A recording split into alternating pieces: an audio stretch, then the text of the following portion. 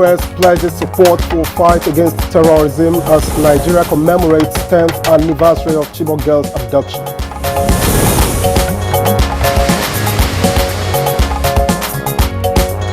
Nigerian Institute of Public Relations honors Minister of Information and National Orientation in Kaduna. President didn't send me as minister to come and lie to Nigerians.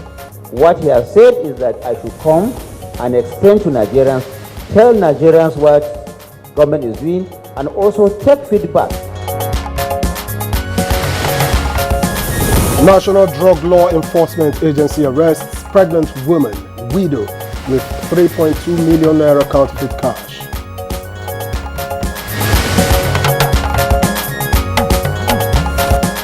And on Good Morning Nigeria today, we shall discuss developments in the forex markets.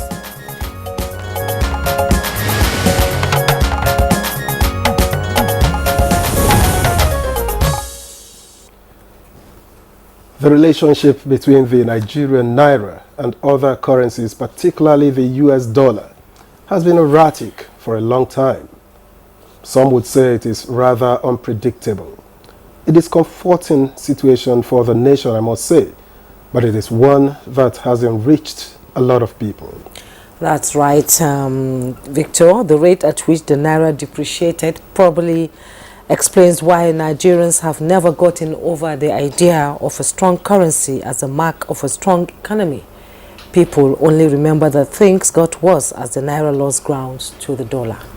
Now, to put it in perspective, it is one thing to declare, for example, that the exchange rate is 22 naira to $1, and quite another thing to be able to satisfy demands for the dollar at that price, especially considering that the price of oil, which is a major forex earner for Nigeria, also changes. Indeed, Victor, and over the years, Nigeria has slowly but steadily moved towards a market-determined foreign exchange system.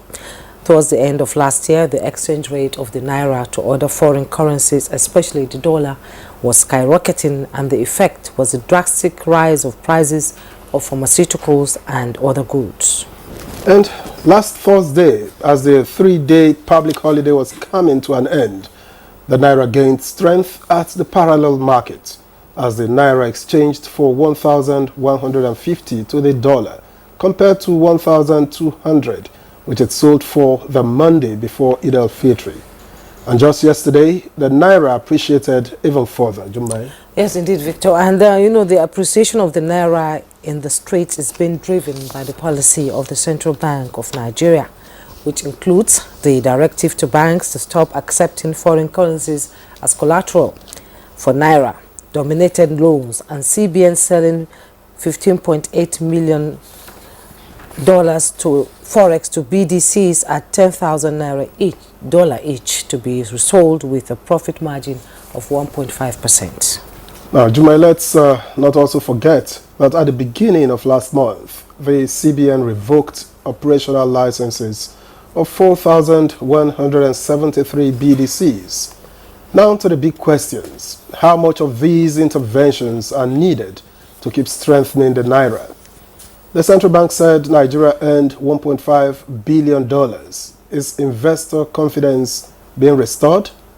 Why have we not seen these positive developments impact the prices of goods in the market? Or when do we get to see that at least? Welcome to Good Morning Nigeria. On that note, I'm Victor Azu. And I am Juma Yusuf, also welcoming you to the program. This is the first for the week, and we are live in the network service of the NTA. We have our complimentary newspaper review in the course of the program. Now, in the meantime, let's join Mina Daniels for the highlights of the morning news. Hello, Mina. Hello, Jumai. Victor. Good morning. Here is the morning news. The United States government pledges to support Nigeria's fight against terrorism as the country marks 10 years of the abduction of over 200 schoolgirls in Chibok, Borno State, northeast, by terrorists.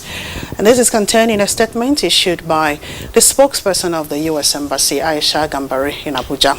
Gambari says the U.S. would also support Nigeria's terrorism survivors and their families, saying that the U.S.-Nigeria partnership was built on a foundation of shared values and common goals.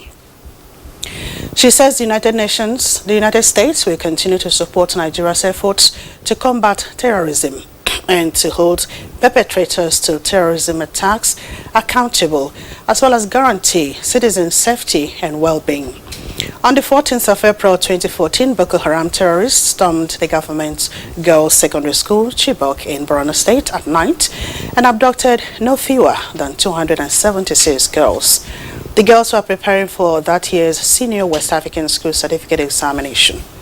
And a decade since then, while some of them were found, about 89 others are yet to return.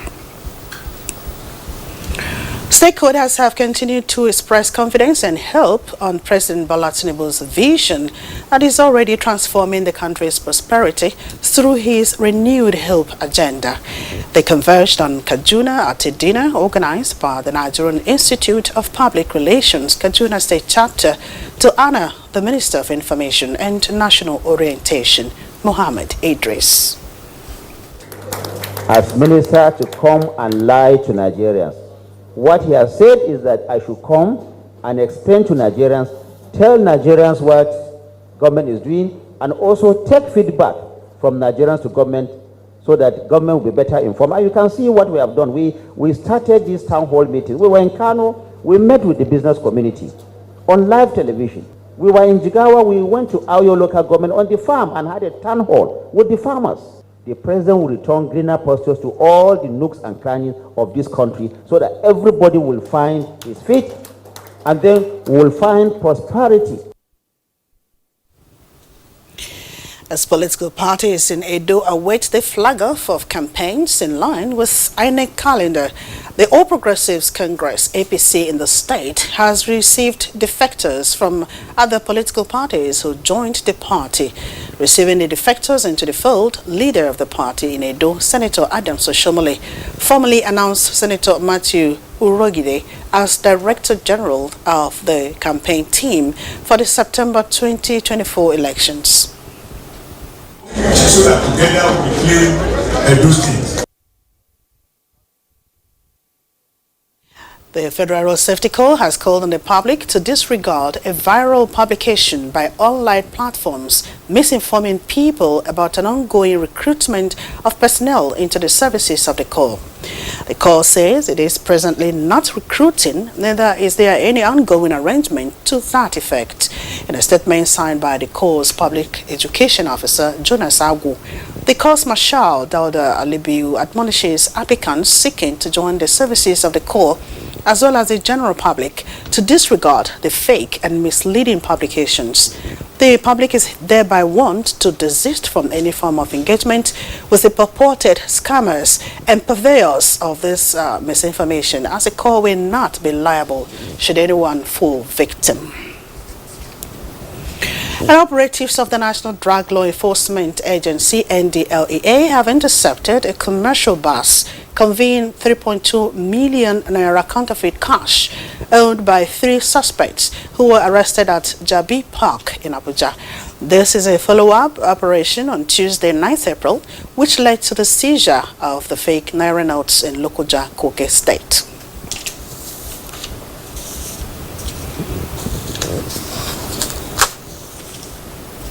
And that's the news for now. Good morning, Nigeria continues with Victor and Jumei after this commercial break. Please don't go.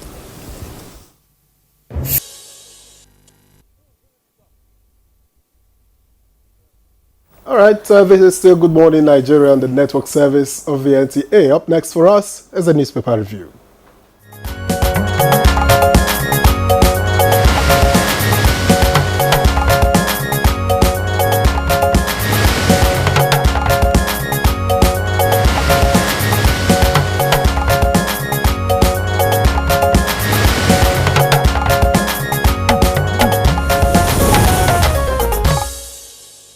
Our newspaper reviewer Chukudi is not here today, Yes, Victor, so unavoidably absent, and then but the show must go on. Of course, yes. Let me quickly begin with the Daily Trust newspaper. And below the masthead, consumers decry low supply as discourse prioritize Band A. Find the details on page 3. We are yet to see Naira gain, food prices still high. That's coming from Nigerians. Details on page 19. Abducted Zamfara varsity students, NYC members, others rescued. As good news, details on page 7. At the side piece of the picture story, 19 killed in Oyo Ogbomosho road crash. Find the details on page 7. 21 Chibok girls returned with 34 children. 48 parents die of trauma. Find details on page 30. DSS arrests El Rufai's ally, Aisha, over Facebook post against Governor Sani.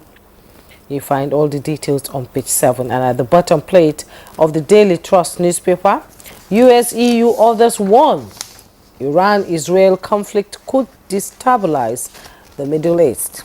With rider, oil price may hit $90. Iran summons UK, French, German envoys over stance. You find the details on page 4.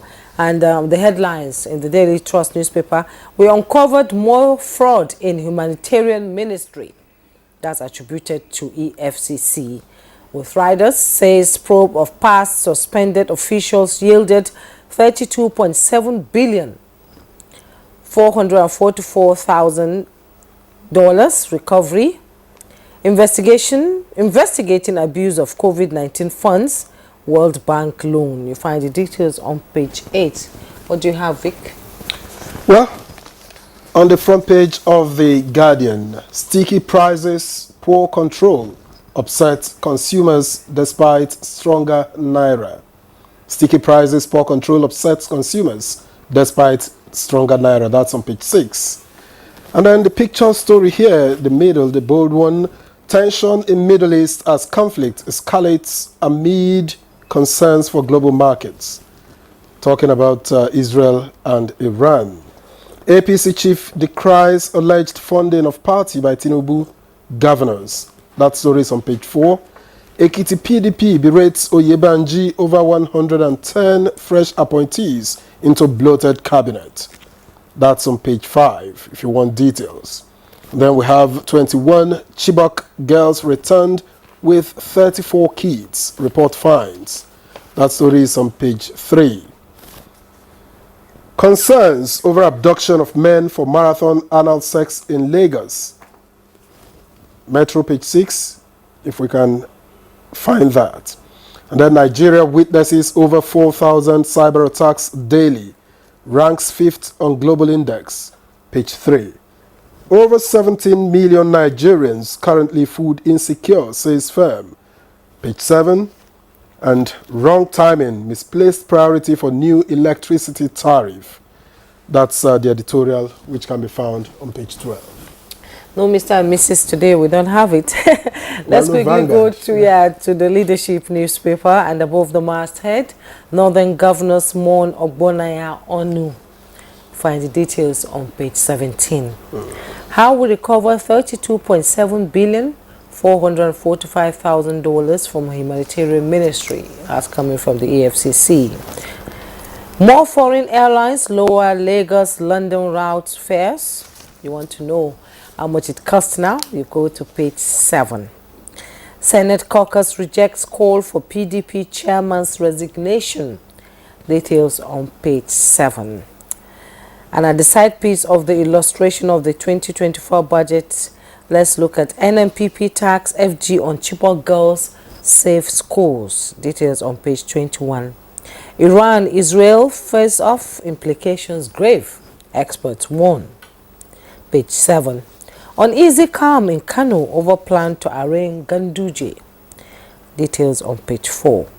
Why I am running for PDP chairman. That's coming from Suswan. You find the details on page 22.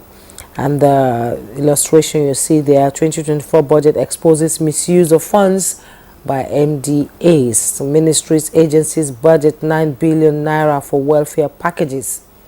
Budget office alone earmarks 920 billion for miscellaneous. You can see the illustration of how the MDAs, budgeted for their agencies.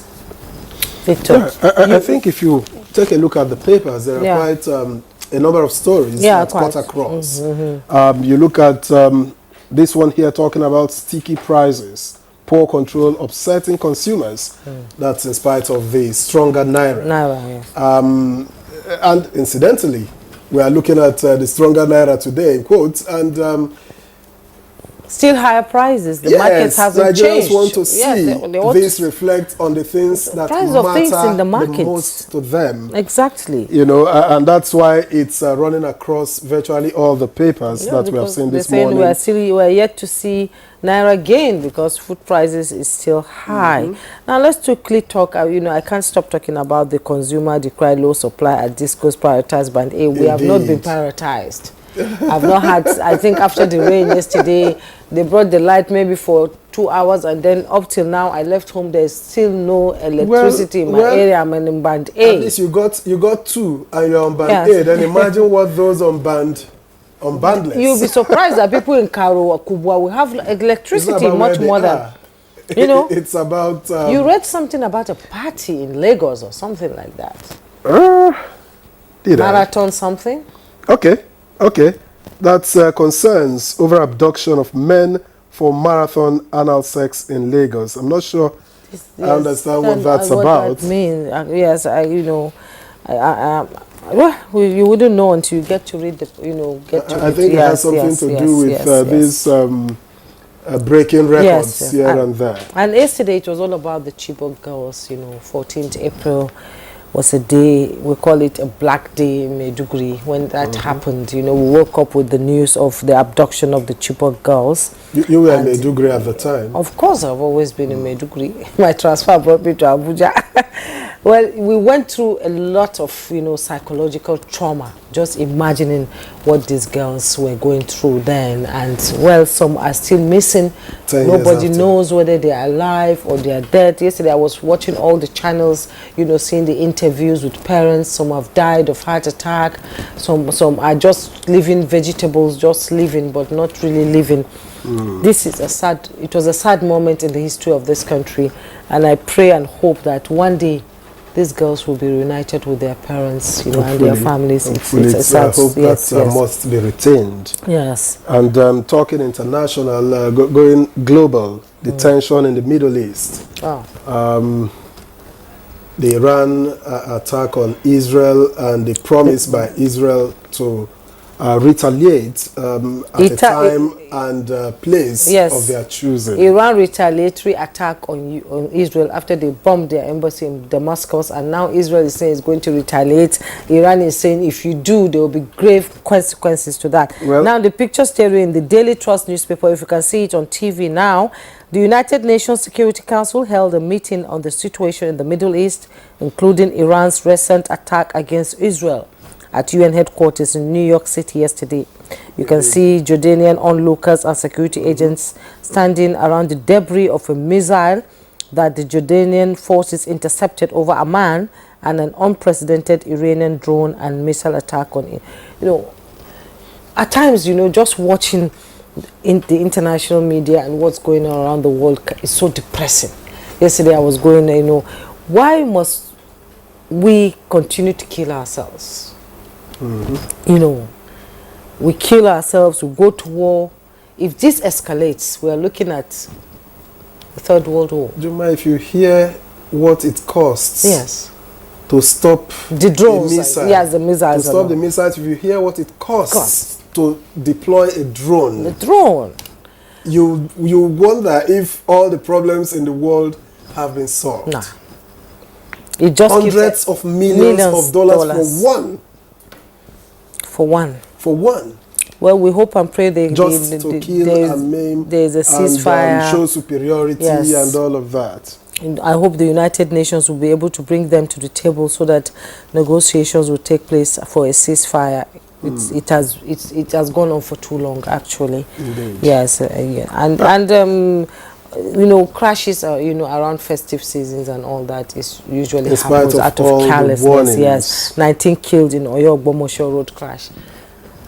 This one too many.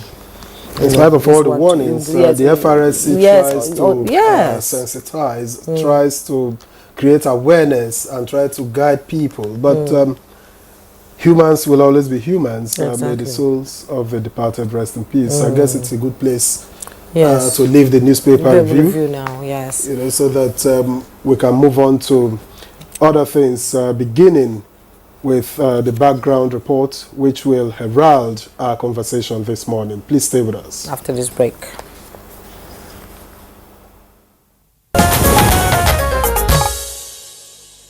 This is Good Morning Nigeria, and to begin our conversation on developments in the forex market, here is a background report put together by our correspondent Ibrahim Hamidu.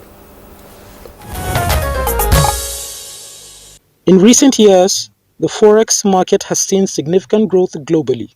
Nigeria, a key player in the African economy, has been no exception to this trend. The country's foreign exchange market has become a critical hub for international trade and investment, driving economic growth and stability. However, Nigeria's currency, the Naira, has faced challenges amidst the evolving forex landscape. The Naira has experienced volatility due to fluctuating oil prices, external economic pressures, geopolitical uncertainties, and the global market volatility. Such factors have underscored the importance of prudent fiscal management and strategic intervention by the Central Bank of Nigeria. In order to stabilize the Naira, the CBN has implemented various measures to strengthen the Naira, such as tightening monetary policy, increasing foreign exchange reserves, and promoting non-oil exports. These measures have helped the Naira to regain some strength. But there are still many hurdles that the currency has to overcome in the future. Furthermore, the governor of the Central Bank of Nigeria, Olayemi Cardoso, directed banks to stop accepting foreign currencies as collateral for Naira denomination loans. The CBN also sells $15.8 million forex to Bureau de Change at $10,000 each, to be sold at a margin of 1.5%. On Good Morning Nigeria, guests will discuss how sustainable the current measures taken to stabilizing the Naira are, and what further actions need to be taken to ensure long-term stability in the forex market. The guests will also examine how external factors such as global economic trends, oil prices, and political developments impact the future value of the Naira in the forex market. Thank you very much, Ibrahim Hamidu, for that background report. And to begin our conversation, let me introduce here in the studio Professor Uche Uwaleke. He's Professor of Finance and Capital Market at Nasarawa State University. A pleasure to welcome you once again on Good Morning Nigeria. Thank you so much, Victor. Thank you, Jumai. Good morning. Yeah, good morning, Nigeria. Good to see you. Yes, Professor, we have Ni Akisuju. He's the Chairman, Independent Media and Policy Initiative. He's joining us via Zoom from Akure. Hello, Ni.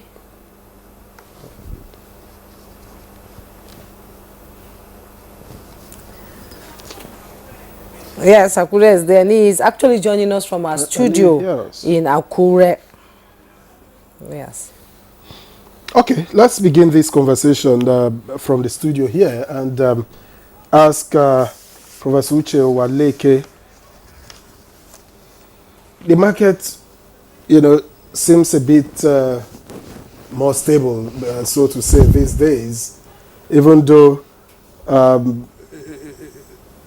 the ordinary people tend to have an issue. They say they are not seeing that on their plates and on their tables. In any case, we'll get to that later. But how important is this for the economy, talking about the stability of the Naira and the gains against the dollar, for instance? Very, very important.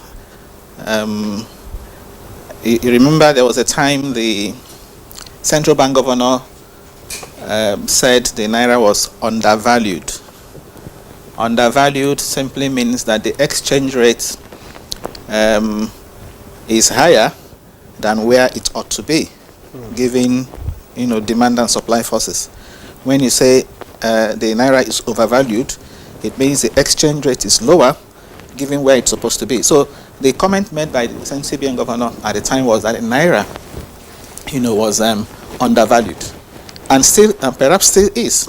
And what that means is that at that time, when we had exchange rate at 1,500, above 1,500, it was actually meant to be lower. Okay. And what is happening now would appear to lend credence, to that claim. Okay. So we've seen the naira strengthening now to, I think, close to 1,000. Okay, what many people didn't foresee, would happen. A lot of people thought that the exchange rate wouldn't get to 1,000 until probably the end of the year. But look at it happening, sooner than expected. So, and it's not just happening at, naira strengthening. We've also seen, a reasonable level of, stability. Those days when we had this very high, swings, volatility in exchange rates, okay, they seem to be no more. So, and that's why I said it's very crucial. It's crucial for decision making, particularly on the part of firms. Okay, at least when you're planning, you're planning with a stable exchange rate. It's also crucial to the extent that this is also something that helps to fuel inflation. There is the exchange rate pass through to inflation. Okay, a high exchange rates ultimately translates to higher inflation rates. Okay, all right. Now, yes, the argument has been made. People have have been wondering, why is it that exchange rate has been coming down, and yet we've not seen that's reflecting price of commodities. Okay, just as you said, maybe we'll come to that much later. There is usually the lag effect. One expects that if this stability continues, okay, with time, we'll begin to see that, particularly with respect to commodities that are imported. But there's also something I need to say here, and that thing has to do with the fact that exchange rate has been coming down, naira has been stabilizing. So the question is, what are the factors responsible for this seeming trend, for this stability? In your background reports, they are mentioned. Okay, now for me, what has been measured is that the central bank, to a large extent, has succeeded in calming the market. Okay, the essential step the central bank has taken is to at least calm the market, restore confidence. It brings some level of transparency in the forex market. So for me, that was very, very crucial, essential. So what has happened now is a necessary step, although not sufficient. When we say sufficient in terms of sustainability, but at least it's a necessary, step, to correcting the anomaly. And what did the central bank do? The first thing, if you recall, was to ensure that at least backlogs of forex forwards, were cleared. The valid ones, according to the central bank governor. So they have cleared the backlogs. Now, clearing backlogs would go a long way to restore confidence. In investors investors' and confidence. the market itself. Yes, in the market. Okay. Then there is also the issue of trying to even improve the liquidity. Liquidity was an issue. So what has the central bank done to improve liquidity? To resume the sale of forex, to qualified BDCs. Okay, they started by, first of all, trying to sanitize the market by withdrawing the license of over 4,000 BDCs, you recall. So they now have a number they feel they can manage. So they resumed sale of forex to BDCs, $10,000. It was actually meant to be $20,000, but I think they started with $10,000, to BDCs, and also required them to sell at a margin. Don't do more than 1.5%, margin. So if they sell at 1,100, for example, that already gives you an idea of what you can get when you go to buy. Yes. So that, in a sense, too, has helped to bring about stability. Is there a way to monitor this? Yes, the central bank. That's why I talked about first the number, and if you also notice now, the level of documentation expected on the part of BDCs, has also improved, has increased. So clearing of backlogs. The issue of resumption of sales to BDCs helped. You also look at the issue of now the question to ask is, why was the central bank even able to improve liquidity to be able to resume sales? It's also because of the accretion we find in the reserves. Okay, remember central bank through an aggressive monetary policy, hiking monetary policy rates, okay, succeeded, temporarily at least, to encourage inflows, capital inflows by way of foreign portfolio investments. Okay, so foreign portfolio investments, are on the increase. Recently, central bank has been issuing government securities, treasury bills at very high interest rates, okay, that have attracted foreign investors. So they are bringing in dollars. So central bank has some dollars now to play with, and that's why they're in a stronger position to, resume the sales. Okay. Then there's also the issue of international money transfer operators. Remember, central bank removed the exchange rates, they could charge, also as a way of incentivizing, inflows. And another master stroke on the part of the central bank also to improve the supply has to do with this net open position. Okay. Net open position, central bank said banks, you're not allowed to.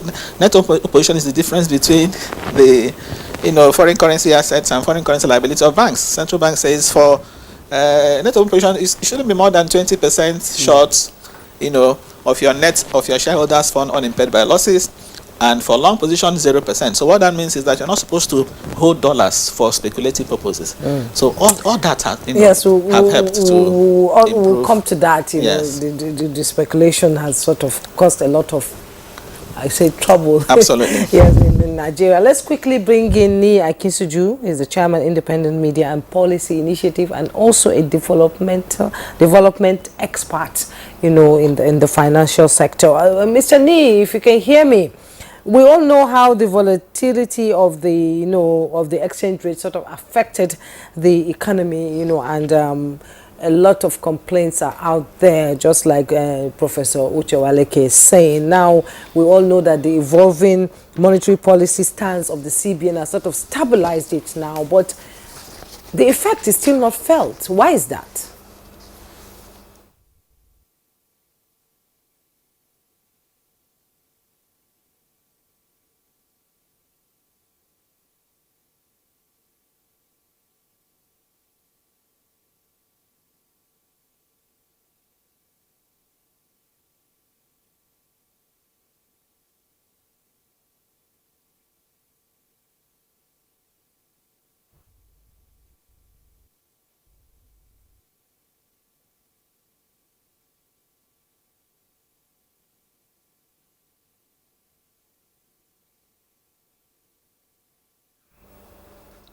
Okay, perhaps Ni yes, cannot hear Prof, why are we not feeling the impact? Why are we not, why is the Naira has appreciated 1,000, I think 50 Naira last night or so when I was going through the Forex, but why are Nigerians not feeling it? We should feel it, especially in the markets. That's the natural thing that should happen. If exchange rate is coming down, we should also say that translate to, lower, prices, particularly for imported. You see, the funny thing about this is, it's not even imported. The shoemaker will tell you dollar has gone up. That's even the Gary seller. So that's the point I was making. You see, when the exchange rate was rising, every other thing, including domestically produced goods, their prices were anchored on the exchange rate. So when you go and say, why is the price of your commodity rising? Something that is being produced here, okay, they will tell you exchange rate is rising, but exchange rate has started falling, okay, and surprisingly, these things have refused to come down, and in some instances, we even find that they are even going up. Well, that's something we should expect. When we talk about economics, we often say economics is a social science. Why is it a social science?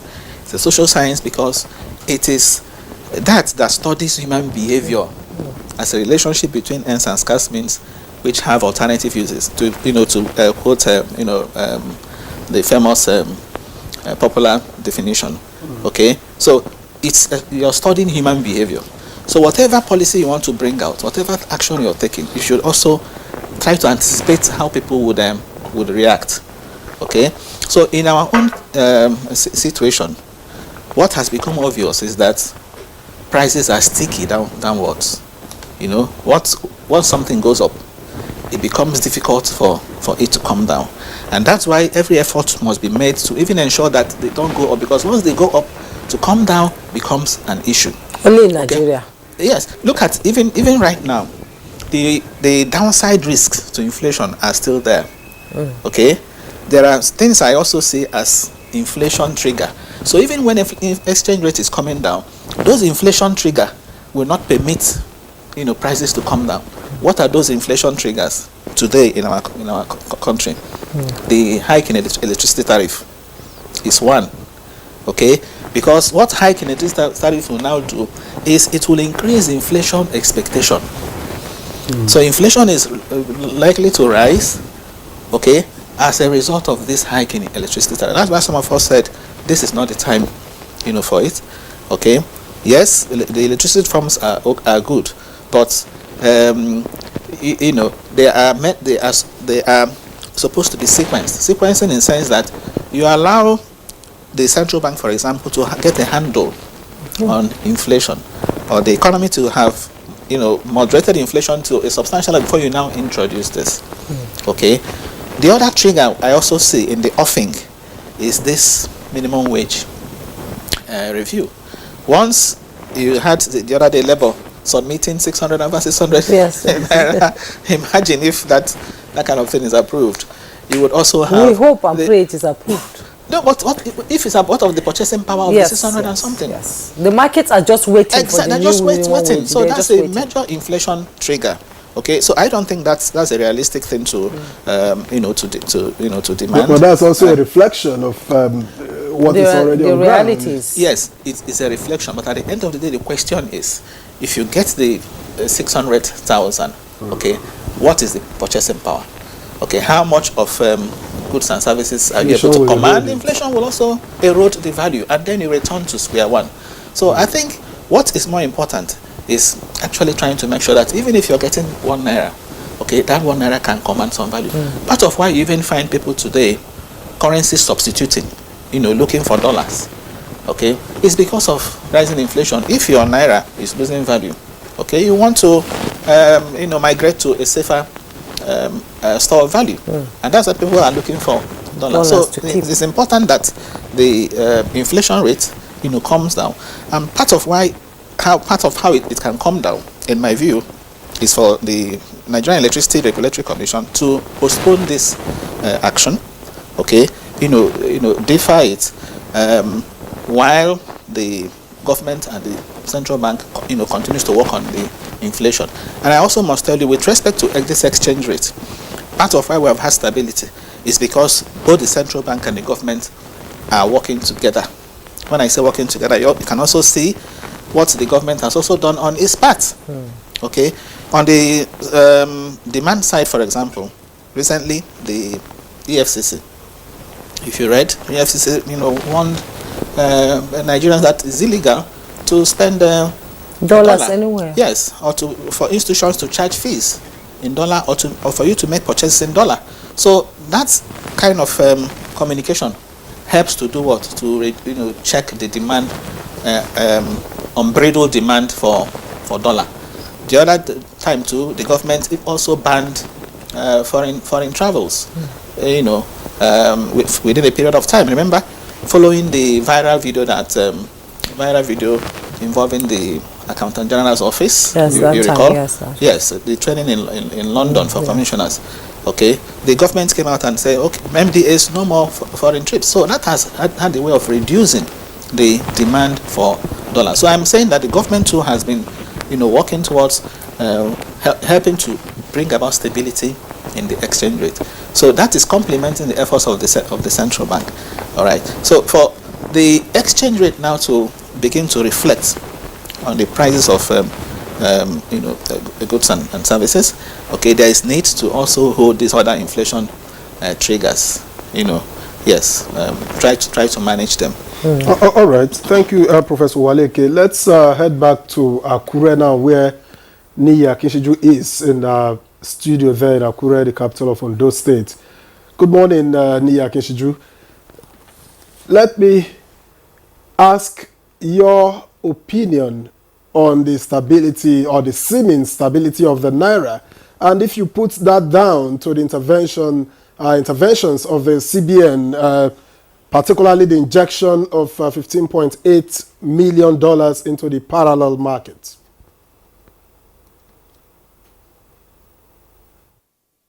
The injection of that sum into the parallel market cannot be said to be the only factor that is responsible for the stabilization that we are experiencing, in the forex market. So I think what's important is to first take the whole policy bouquet that the CBN had deployed over the last 3 months, thereabout, starting effectively in January. And we can, of course, omit the fact that those policies as an integrative or rather integrated policy positions, are working together to give us this kind of rate stabilization, that we are experiencing in the market. So one, yes, the democratization of access to foreign exchange by the BDC, it's commendable. And in fact, now we're experiencing a situation where most of the time you have the rate lower, the official rate lower than the black market rate, so which shows a disincentive, for black market transactions as it were.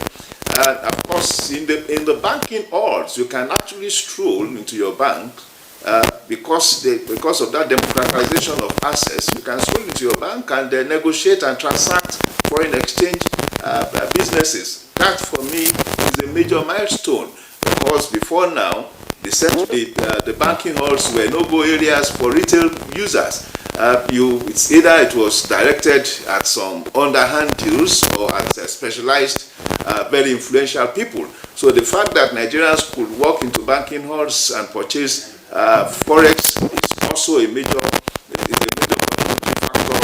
to what we are experiencing now. And as the MPR, especially the last monetary policy rate increase to 24.75, had a positive impact, on capital inflow, where at the level of foreign investors and even diaspora remittances. Don't forget also that most diaspora Nigerians are always looking back into where they came from in the way of also benefiting or profiting, as it were, from monetary policy, in their home country. So we have seen increased inflow from diaspora remittances, so much that more than $3 billion had found its way into the Nigerian economy, which of course talks to the liquidity, a surfeit of dollar supply, or surfeit of foreign exchange supply. So much that what had come into the Nigerian economy between January and February, that we have the data, is much more than what came into the Nigerian economy the whole of 2023 in terms of foreign exchange. So that tells you, the quantum of liquidity in the market. And of course, it's simply about demand and supply. We are seeing more of supply now than demand. And situation reports from foreign exchange markets, especially in the BDCs and the foreign forex markets, the black markets, is suggesting that the pressure on the Naira, the pressure on the foreign exchange itself, had been reduced largely because people are not demanding so much for dollar again. And that, of course, will also reflect the fact that a Binance and associates trading platform are being monitored and are being dealt with. At the point in time, I made a revelation of how people were betting, on the Naira falling. And it means that, it translated to that bet, being more of purchasing dollars and betting on it, in the space. So the manipulation that was experienced in that period that we experienced, that we saw the high volatility in the foreign exchange market, had also been managed to a large extent. So I think going forward, just as Goldman Sachs had predicted, I am looking at an under 900 naira to a dollar in the next few weeks, and I think the policies are in place. But most importantly, I want to personally commend the governor of the CBN. What had led to this principally is the fact that the governor and the management team are doing what they committed to do in the public space. Now, that is transparency at work, and it has brought confidence. It's not much of the policies, because where you have a situation where the leadership and management of the CBN were saying something, and behind, in private places, they were doing some other things, allowing privileged individuals to access, foreign exchange at different rates and all that. It creates suspicion, and integrity issues in the marketplace. But now there's that general consensus that the CBN is being managed at the level by orthodoxy. And when I say by orthodoxy, it's a textbook understanding of the management of forex, by central bank all over the world. So. Nia Akinsuju, thank you so much for your contribution there. We'll return to the studio where Professor Waleke is sitting. We cannot but acknowledge the fact and the role that the CBN played in stabilizing the Naira. It has happened before, but they were not walking the talk, and now we've seen heads rolling. People that aided and abetted, the dollar speculation in the CBN are being shown the door out. Do you think that stand that, will be sustained, in such a way that Naira will maybe go back to the strength it used to have before, if the CBN can sustain the investigation it's doing now, and, bringing the people? Would they be brought to justice on that? Well, that's back to starting from the point I made earlier about the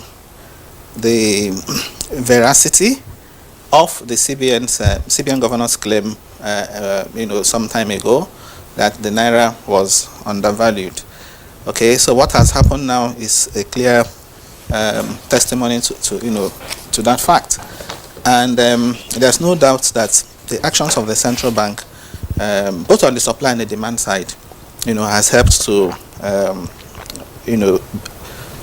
bring about the current situation. I have talked so much about the supply side, what they've done on the supply side. Okay, on the demand side, central banks to a large extent has controlled the level of speculation.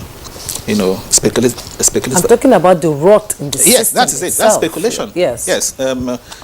Speculation, on the part of economic agents. Okay, that was compounding the situation. Okay. The first thing to even note is the case of Binance, as has been mentioned. They clamped down on Binance. Okay, has gone a long way to check speculative activity. Apart from that, you also recall the central bank gave a directive to the BDCs that anybody who is even assessing forex for purposes of invisibles, whether education or health, okay, will not get cash. You're not giving cash. Okay, so there's an arrangement where the request is made straight, it's settled straight to the vendor, and even if you're going to get anything by way of forex, it has to enter your must you have a domiciliary account? Must you have it? Yes, to access dollars. Yeah, that's the point. You don't need to now go and collect cash. So the idea of digitizing that process, okay, has also helped. I'm sorry, bro, but even when you digitize, yes, can you draw fiscal cash now in dollars? Yes, to a certain extent. There's a level beyond which you can't get. Once you go and say you want to access also for the purpose of paying your school fees or for the purpose of sending your hospital bill, those things are paid straight, transferred straight to whoever is requesting for it, and with proper documentation. Okay, so documentation has improved. The issue of also returns to the central bank reporting system has also improved, no doubt about that. And remember to the recent one, central bank has said, okay, you don't need to use forex as collateral for loans. Why should you use go to look for forex to be able to back up a naira loan you're taking? Of course, that's mismatch. So all of this, in my view, have helped to also bring sanity, in the market. So there's need for the central bank.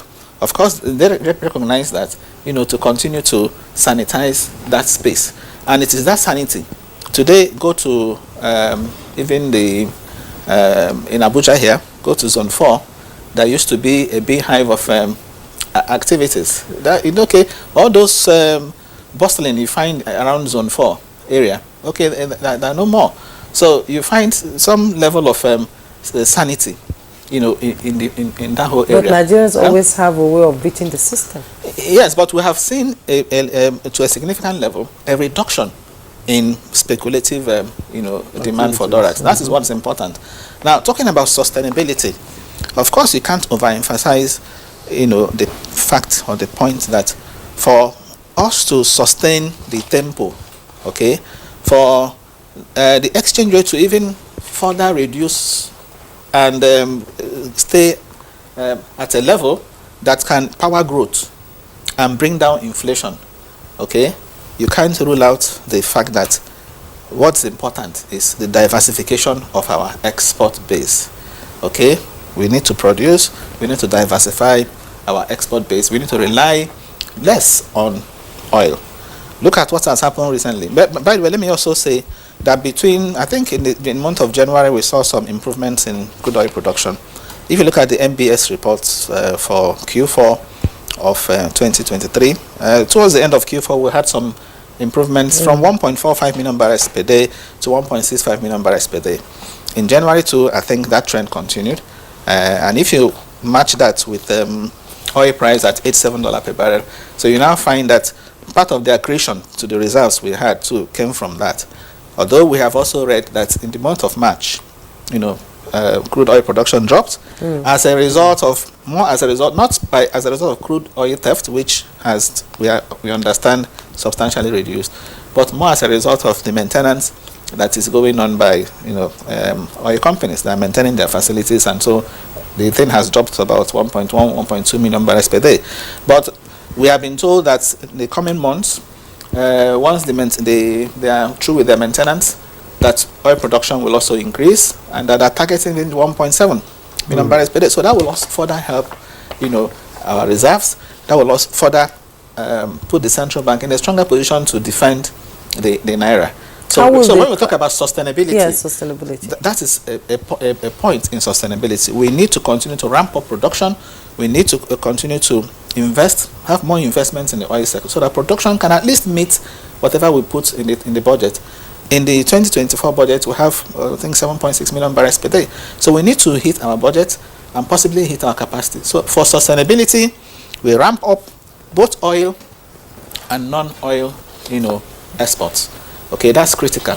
And talking about ramping up non-oil exports, let me quickly say this, that there is need for us, for Nigeria, to recapitalize the Nexim Bank. Okay? Nexim Bank, Nigerian Export-Import Bank, needs to be strengthened to be able to support exports.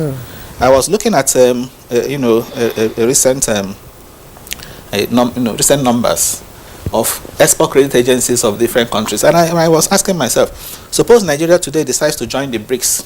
There has been this talk about Nigeria trying to join the BRICS country. If Nigeria decides to join the BRICS countries, will Nigeria be in a position to compete with these countries in terms of exports? Because you need to have something to exchange. All right? I looked at Brazil, Russia, India, China, and South Africa. They are export credit agencies. Okay?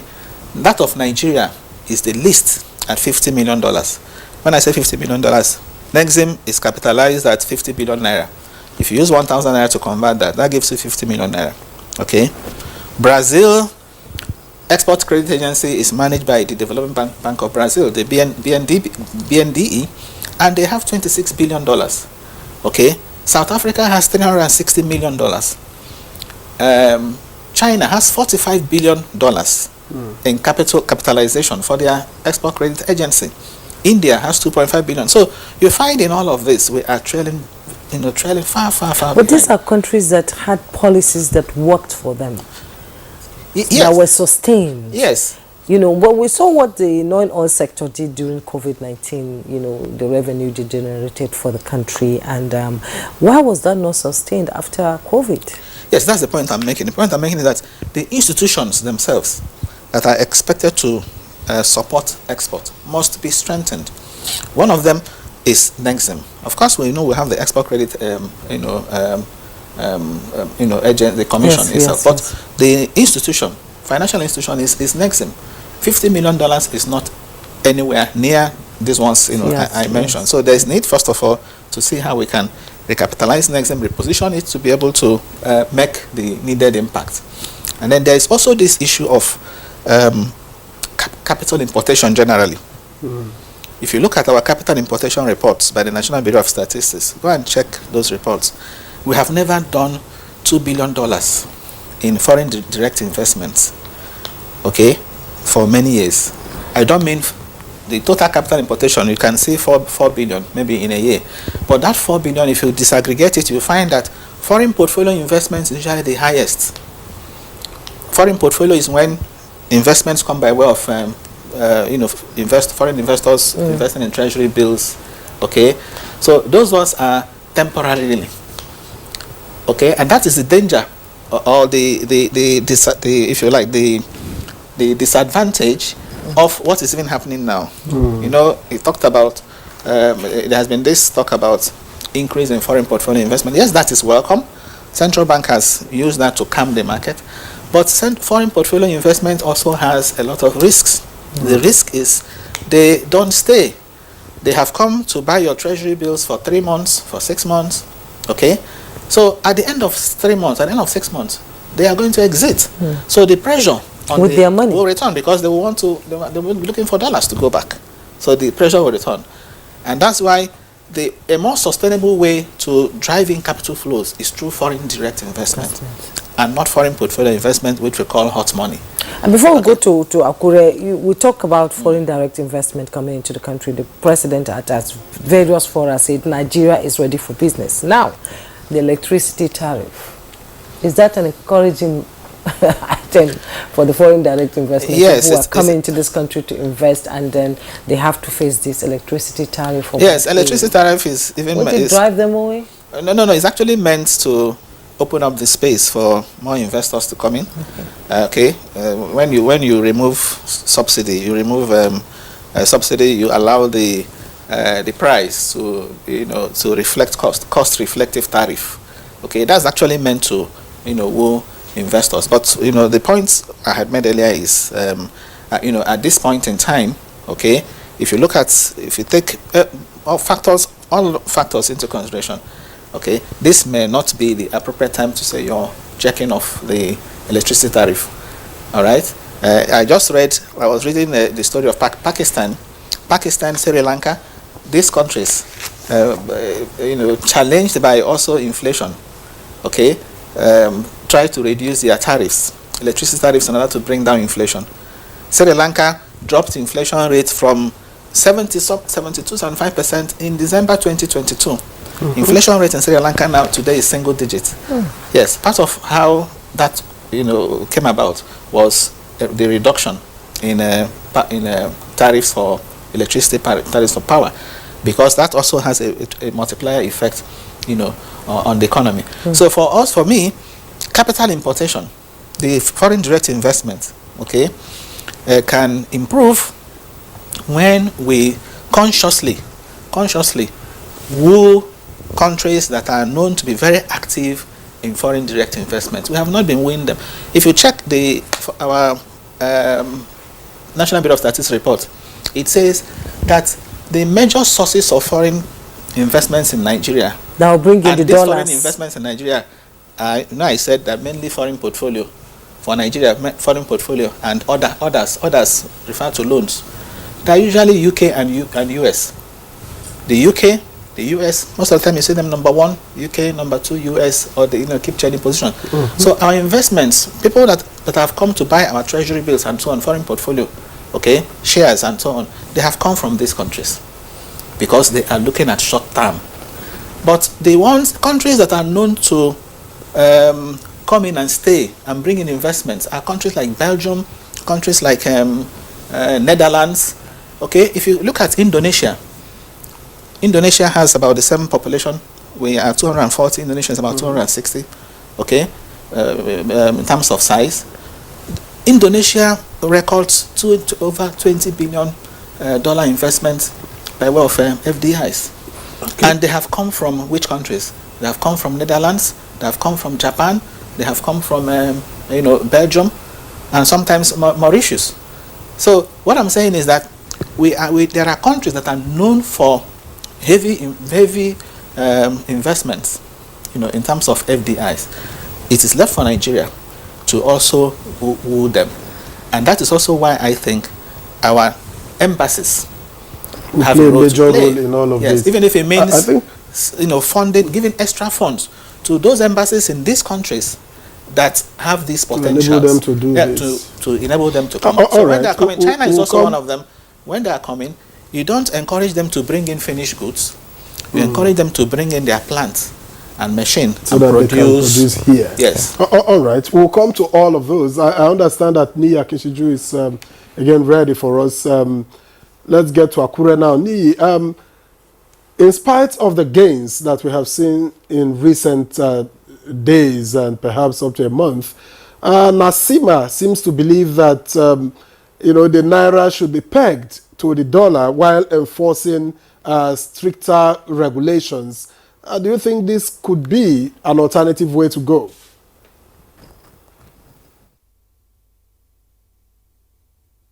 The alternative way to go. When you peg your currency to the dollar, what you are doing is subsidizing your exchange rate, as it were, because at a point in time there will be a mismatch between demand and supply, and at that point when there is that mismatch, it means that the government is actually directly subsidizing the rates. And when you subsidize rates, especially for invisible goods, it's what it translates to is that you are funding, subsidizing unproductive venture. And as much as possible, a developing economy as ours, there should be concentration focus on productive aspect of the economy. And why I'm excited with the appreciation of the naira to the dollar in recent time is that it's providing a relief for producers, for manufacturers, those who have to import into the country. And I'm very sure in the next few weeks it will start reflecting, because the raw materials they are importing, the difference would also start showing in the marketplace. But going forward, I want to adapt the position of Professor on enhancing the capacity of the Exim Bank. We have been talking about diversifying the Nigerian economy as much as possible away from crude oil. I do not believe that we should abandon crude oil. It should be about enhancing the Nigerian economy, on the value of the crude oil, because either we like it or not, that's a major foreign exchange earner, if not even a major income earner.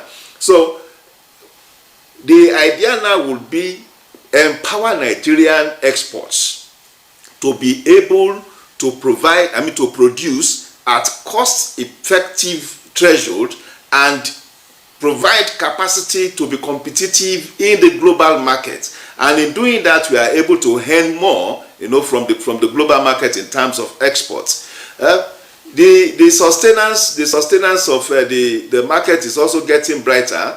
The area of burden or pressure as in the importation of white products, that's AGO, automotive gas oil, jet oil, have been now produced in Nigeria by Dangote refineries.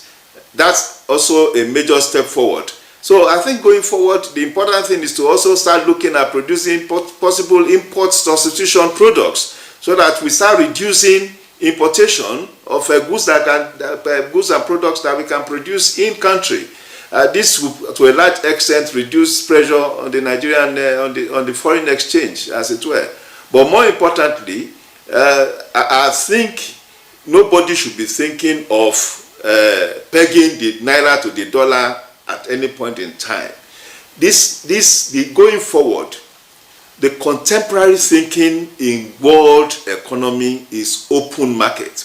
And it is time we opened our markets, either in terms of pricing, in terms of participation, so that we do not create unnecessary regulation and constriction on our economy. We are talking about the price to inflationary ratio, as it were. The reduction in the exchange rate is not reflecting in prices because we don't have a competitive market. There's always people coming together to determine prices. So let's have an open market. If you have money, you want to be involved in a possible production or productive engagement, you are free to go in. Free entry, free exit, as it were. All right, Lee, thank you very much. But let me stay with you just for a moment. What would you consider an acceptable exchange rate, particularly naira to the dollar, and what do you think we need to do or eliminate to get to that point?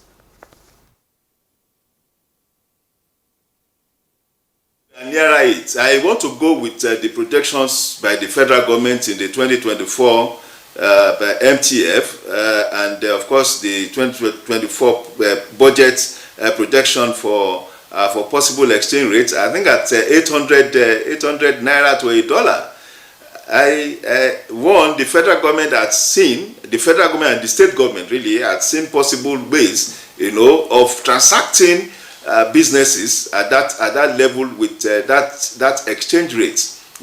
Before I also forget, when we are talking about diversification, it will be as if we have been doing so much of sloganeering at the level of the federal government to the other.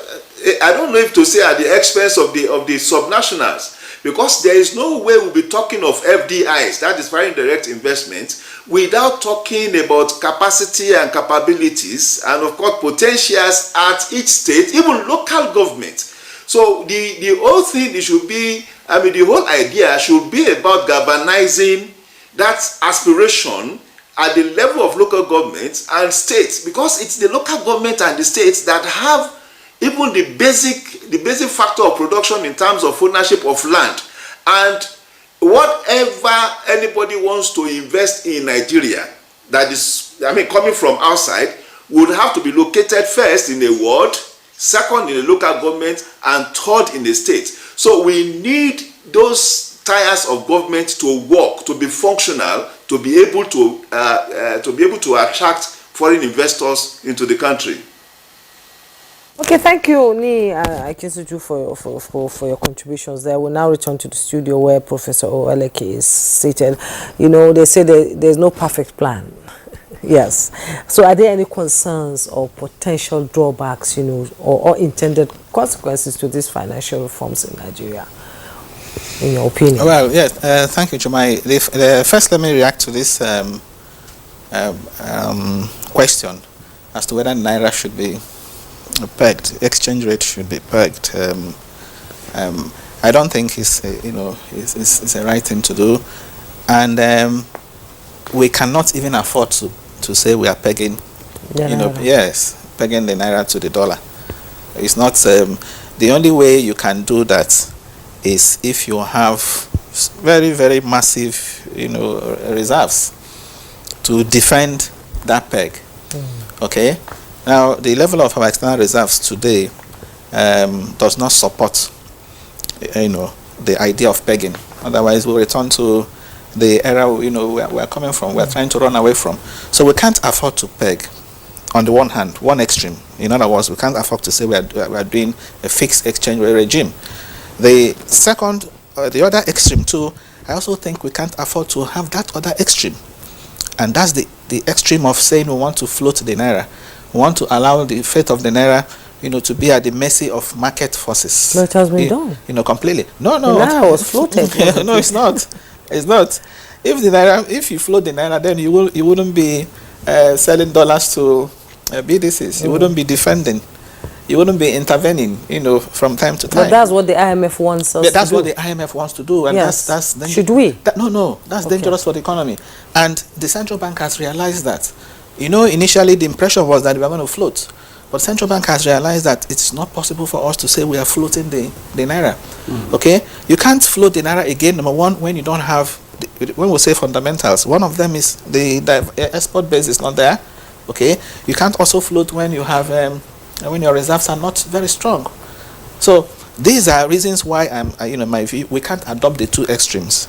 And that is why I think what is happening now is just what is ideal, and you can see how it has, more or less stabilized the market.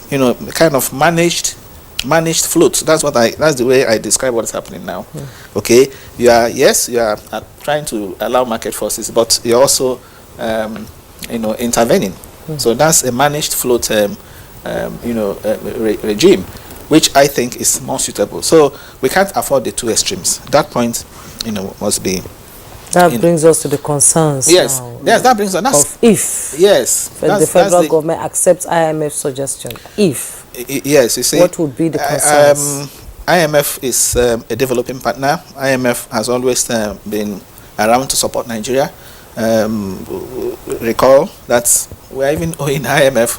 We took $3.4 billion the other time from them, and then we have been able to pay off some. I think if you check the external debt stock now, you'll still find $2.8 billion outstanding to the IMF. So IMF has been quite supportive, But in all of their engagements with Nigeria, okay, usually when they come up with this, their Article 4 consultation with Nigeria, they tell Nigeria remove subsidies, all manner of subsidies, including the electricity subsidy.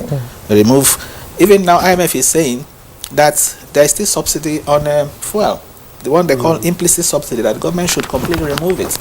Okay, IMF is saying that government should increase the value added tax. So, and I'm happy that the government is also not falling over or not accepting all of those advice, hook, line and sinker. Okay, because that will be detrimental to the economy. We have our unique challenges. Okay, it's not about this cap fits all recommendation that they what they recommend to country A is also the same recommendation to country B and country C, regardless of their peculiar circumstances. Okay, so these are actually the concerns. This electricity thing too is born out of, is a product of also the IMF advice. And even the issue of subsidy, fuel subsidy. Okay, by the way, the good news for me is that the government is we hear the Port Harcourt refinery will soon, or has even started functioning, and then the Dangote refinery. That the combination of these two now, okay, we hear has resulted in reduced importation of AGO, reduced importation of diesel. Okay, so when you reduce importation of diesel, and in the coming months you reduce importation of petroleum products, what happens? The price will drop. Yes, the reduced importation, it will positively affect their reserves and help to further stabilize the exchange rate and further even bring it down. So that's the expectation. Okay? So the price of petrol drop? Yes, it's projected to drop if these refineries are up and running, and then Nigerians reduce importation. When you reduce imports, of course you save the cost of bringing them in from wherever you're importing them. Okay, at least to a large extent, the price is expected to drop. Okay, that's why a lot of people believe that in the medium to long term, these prices will, will come down. I was making a point earlier about our embassies. Okay, maybe let me finish it up by saying that there was a time, some time ago, the past couple of years, I used to be invited to attend a meeting at the residence of the ambassador, Swiss ambassador to Nigeria, somewhere in Maitama. Okay, they used to have this there once in a year. They hold meetings with the business community. Okay, and that's when they tell them about the what Switzerland is able to offer. So that kind of business meet is also recommended for our embassies that are in these countries that I've talked about, that are known or have potentials for these FDIs. So imagine if these kind of things were happening in our embassies in Singapore, our embassies in Netherlands, our embassies in Belgium, okay, our embassies in Japan, and China. Okay, so we can single out these embassies and give them special attention, give them special funding to enable them do road shows, to enable them convince the investors there about the potentials we have in Nigeria.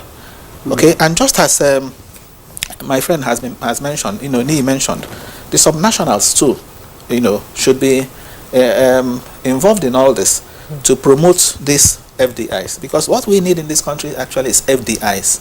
Okay, we need FPIs, but we need more of foreign direct investments, which are permanent, and that is only foreign direct investments that can create jobs. Okay, and that can actually help to power the economy. And that also brings me to this other point. You look at our situation today. If you check our numbers, import numbers, in the last 5 years, over 50% of our imports have come from China. Okay, if over 50% of your imports have come from China, then why do you have to look for dollars to make such imports? So I am saying we should revisit this idea of currency swap with China. Yes, part of why Nigeria is considering joining BRICS is also to avoid this issue of dollar. So you don't deal with a third currency. Okay, when you are buying from Brazil, you are buying from you buy in the currency of that country. Yes, exactly. So that's the advantage. So we should revisit this issue of currency swap. Yes, it's okay. Thank you very much, Professor Uche Waleke. Let's quickly head to Akure again so that we can engage Niyi Akinshiju. Niyi, I was wondering, in your own opinion, how much would you say that the ongoing reforms have been able to tackle speculation and hoarding? And of course, what challenges do you think remain in maintaining the stability of the Naira?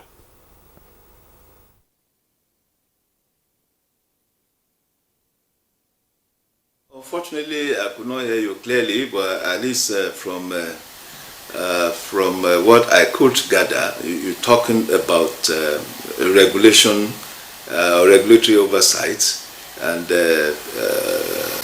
possible management of manipulation of the market. Well, I think the essential thing is that this CBN governor had established capacity in this short time. We have seen the kind of policies he had deployed. One, it has become obvious, even those of us that are practitioners effectively in the investment world, were not aware of certain things, especially using foreign exchange or foreign currency as collateral for local debts. That for me, it's wayward. Is a wayward practice, because what essentially it does is just to exploit the system on the assumption that the domestic economy is not strong and cannot be strong enough, and it talks about confidence in the economy. So we have seen that the CBN had approached the financial market from the granular point of view, and I think I must commend the CBN to that, because when you have, starting from the net open position, where the banks were instructed not to hold, foreign exchange for their own use, for trading, and then going on to this, of course, stopping, or rather, banning the deposit money banks from being directly involved in monetary transfer, foreign exchange transfers, and some others, other policies. I think the CBN, in that granular approach, had been able to look at, micro issues that affects the foreign exchange market as much as possible. And I think we should commend them. But again, the price of liberty, as they will say, is eternal vigilance. So there's still a need to continue to be vigilant in that segment of the market. And most importantly, we should always apply the principle of free markets. It's true, we should let Nigerians know that when you have the policy, for instance, the MPR as high as 24%, it is actually the CBN paying higher for that transaction. But the truth of the matter again is that if you have an economy that is predictable, that is projectable, and most importantly, that offers possibilities and indications for stability, not only do you have the domestic investors getting more involved in the economy, you have the foreign investors getting even more involved. Our economy over time has been constrained through so many factors, especially around ease of doing business. And while I want to revisit the fact of subnationals, while the concern had always been about the federal government, leading the ease of doing business advocacy, I think it is also important we involve the state, because at the state level, where there is a strong, robust advocacy around ease of doing business, it will reflect more, because you have all industry more or less operating at the state level and even operating at the local government level. So generally speaking, the important thing is to continue to monitor that space in such a way that we don't go into the volatility that we experienced in between December and February. And of course, also monitor the possibility of manipulators. They are always prowling, both internally and externally. There are sometimes you see an innocuous economic engagement somewhere that will seem so simple, so innocent. You do not know the end results or the ultimate intention of that kind of engagement. It must be nipped on the bud, because once that announcement is made, we must have regulators come in and investigate the purpose and or the ultimate intentions of the promoter of such businesses. And again, we will appeal to the CBN to also stay with its orthodoxy. Yes, development financing is good, but it must be done in collaboration with the fiscal authority and, of course, implemented by the fiscal arm of the government. There's a lot of work for the CBN to do to be able to keep the Naira at a stabilized level. We'll take a break. When we return, our conversation will continue. Don't go away.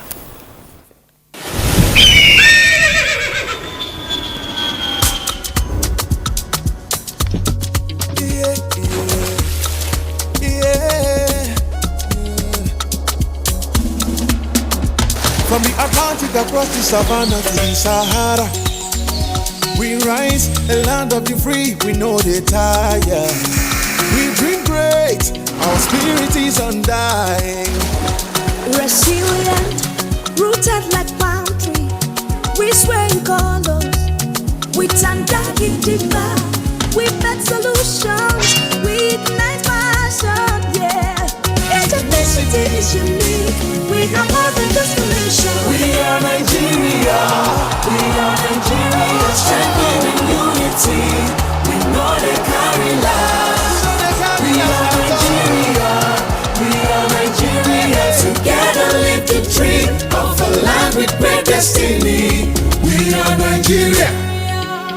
I am the real Nigerian. Brought to you by the National Orientation Agency, NOA. Nigeria means unity. Nigeria means freedom to me. Nigeria means greatness to me. Nigeria is indivisible. There is nothing you can do. We all have to savage it together and learn to love each other. We are indivisible. As a mother and a leader, I will always preach for peace and unity in this country, because that is the only thing that will give us progress. Though tribes and tongues may differ, in brotherhood we stand, and it is the woman that does that.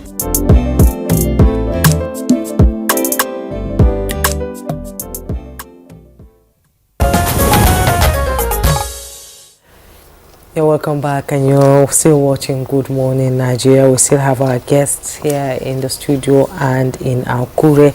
Professor Waleke, let's talk about sustainability that we spoke about, and the work that the CBN has to do is a lot of work to be able to do, because Nigerians are saying it's a show.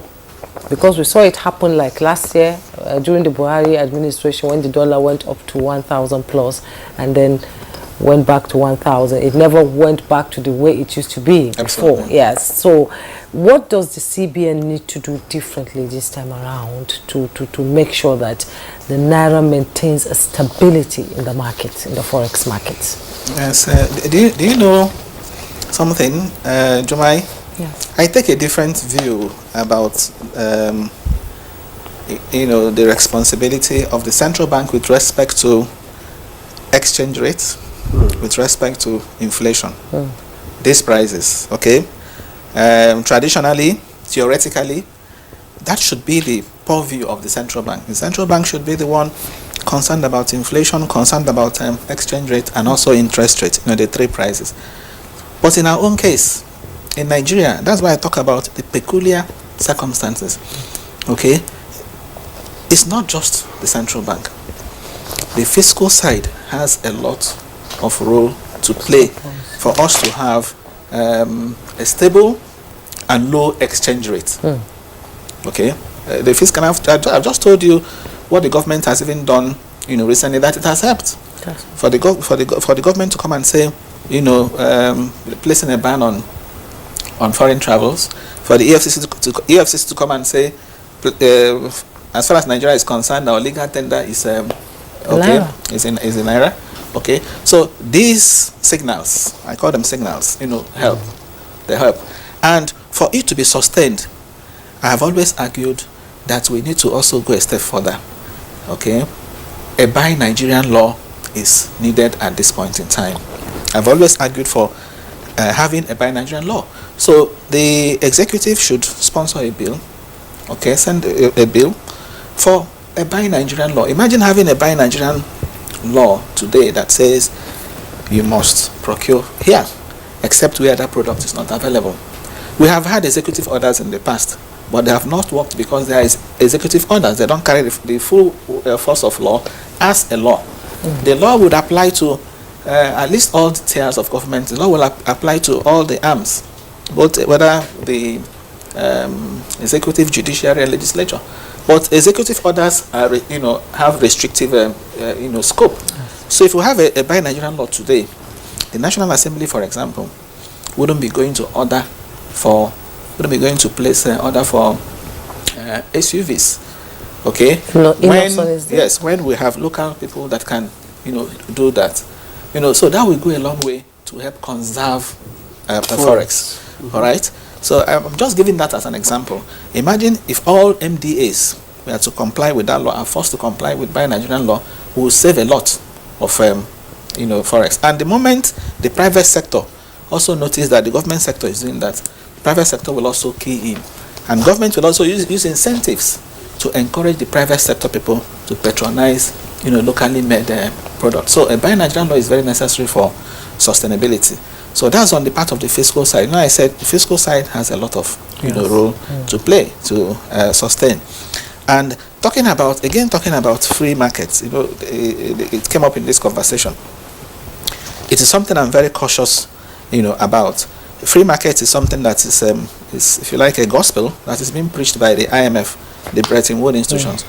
I don't think for us in Nigeria, okay, that concept should be embraced. The concept of free market economy. Okay, I would rather suggest, yes, even if we are deregulating, liberalizing, it should be guided. Okay, and if you notice recently, the Federal Competition and Consumer Protection Commission came up to say that they will even begin to monitor. That's regulation. You don't allow the market to have its way. You have to regulate. The Federal Competition and Consumer Protection is now saying people should report all those stores that are inflicting price. Price. Report to them for them to investigate. So that is their function. So regulation is very key. And, just the other day, my daughter came back to say that the fees, their tuition fee in their school has been increased. The accommodation fee in their school has been increased by 100%. I saw the letter she sent to me, by 100%. Feeding has been increased. Okay, so what that means is that you pay this new range of fees, okay, because they are basing the increase on the inflation, the cost of living. Now you end up paying that for the session or for the semester, for example, and let us say in 3 months time, in 4 months time, inflation rate is reported to have come down. Will that school reduce those fees? They won't. Things only go up. Exactly. That is why you hear that when things go up, they hardly come down. Once they have increased fees and parents become used to that and are already paying, those things cannot come down. Even when inflation, even when you are telling them inflation is so those things are not marked to inflation more or less. And that's why I said in the first instance that every effort should be made to even cage this, not allow the market to actually use that as a benchmark to because once you have taken them up, you find it difficult to bring them down. So in terms of sustainability, it's not just the central bank but the fiscal side. It's the same thing with inflation. And I told you, inflation too has a role to play. The higher the inflation, the higher the it becomes when the exchange rate is high. Okay, it has a pass through to inflation. When inflation is also high, what happens? People also demand the dollar for store of value. Okay, and you also find exchange rate going up. So it is not the duty of the central bank alone to tackle inflation. And the fiscal side must also be involved, and that's because the factors driving inflation in Nigeria today are not just monetary factors. It's not just because you have excess money supply that will have inflation. We have issues to do with insecurity. We have issues to do with rising cost of energy. We have issues to do with transport, logistics, and so on. These are issues the fiscal side, should be handling. And I'm happy that the government is also doing a lot, in that regard, to ensure that both of them, both the fiscal and monetary, must join hands to bring down inflation. And that's why each time I hear the central bank, jack up the MPR, okay, by a very wide, margin, in the hope of taming inflation, like I say 200 basis. Yes, they have done 600 basis points in 1 month. Okay, so my view about it is that that may not really be the the best way to solution. Yes, to bring down inflation. Even if we want to tighten, of course, is necessary at this time. But I have always argued that it should be measured, it should be incremental, it shouldn't be in such a way that it will cause distortion in the economy. Manufacturers are complaining now.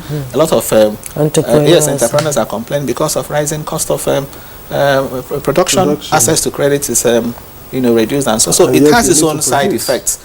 Okay, it's also hurting output.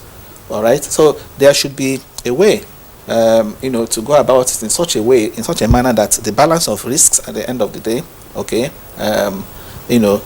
will require that also the fiscal and monetary sides are working to bring down inflation. The same thing with exchange rates. So the two must work hand in hand. Well, because they work hand in hand. Thank you, Professor Waleke. Let me get back to Nia Kinshiju. Earlier, I was asking what your take is on how much the ongoing reforms have been able to tame speculation and hoarding. And then what your recommendation would be regarding the challenges that remain and with regards to the stability in the forex market? Thank you very much. I think Prof has said so much about possibility of sustaining the market. But again, it's for me, it's a linear position. I still believe that the CBN has a responsibility to manage, in a functional manner, the Nigerian exchange rate and using the NPR mostly. The other expectations from the fiscal side, it's actually about policy deployment in terms of controlling waste and more importantly, reducing possible government-conceived activities that impacts the foreign exchange market. So once we are able to create that balance, the responsibility of the fiscal side at every point in time is to be able to have policies that would drive foreign exchange liquidity in so many ways, increasing production of crude oil, encouraging foreign direct investors to come establish within the economy, promoting Nigerian potentials across the world, and as much as possible also continue to encourage foreign portfolio investors, because they are the source of immediate, though it's like them borrowing house money with their hot money, but the more they come into the Nigerian economy, the better for us, because at every point in time we have foreign currencies to play with, So, but again, like I said, the price of sustaining this system is eternal vigilance by the central bank. As much as possible, ensure that elements, at least at the top level of the CBN, are not involved in trading, forex in whatever ways. Let policies of the CBN be seen as transparent. Let it be seen as equitable, and let us ensure that everybody that wants access to the foreign exchange, and I'm not using just dollar here, anybody that wants access to forex must be able to get it at the prevailing market rates. Okay, thank you, Ni, for that. You also opened other aspect of the CBN maintaining the exchange rate in Nigeria. Mr. Professor Owaleke, we've been talking about, you mentioned the currency swap and the need for Nigerians to adapt to it. I remember, was it like 3 or 4 years ago, when the Buhari administration said there was going to be, a currency swap between Nigeria, Japan, China and all that. And a lot of Nigerians went to get the yen. But why? What happened along the way? You can to put a finger to it. Yes, I think we're still talking about it now. Okay, well, I am suggesting it should be revisited and possibly scaled up. I think what happened at the time was the currency swap thing we did was small. It was small in size. I think about $2 billion or so. So it couldn't. It didn't have the scale, to be able to make any impact. Remember, I said when you have a situation in which over 50% of your imports come from a particular country, okay, so you need to do a swap that is sizable. Currency swap means you're exchanging naira for the yuan, and again you should also have something you're giving in exchange. Okay, yeah. So this time around, one will suggest we'll need yuan to be able to buy from China, and one of the ways by which you can get the yuan is to issue bonds that are denominated in yuan. Those bonds, instead of denominating your bonds in dollars or doing euro bonds, you can issue panda bonds. We call them panda bonds, PANDA. Panda bonds are bonds denominated in yuan, so Chinese investors will provide you with the yuan, and you can now use the yuan and build your external reserves.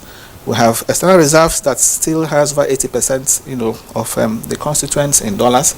Well, if we can increase the size of the yuan in our, reserves, that can also help us to do this transaction.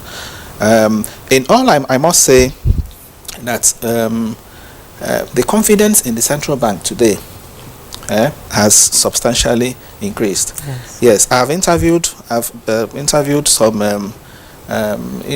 a number of people, including my students, postgraduate students, MBA students.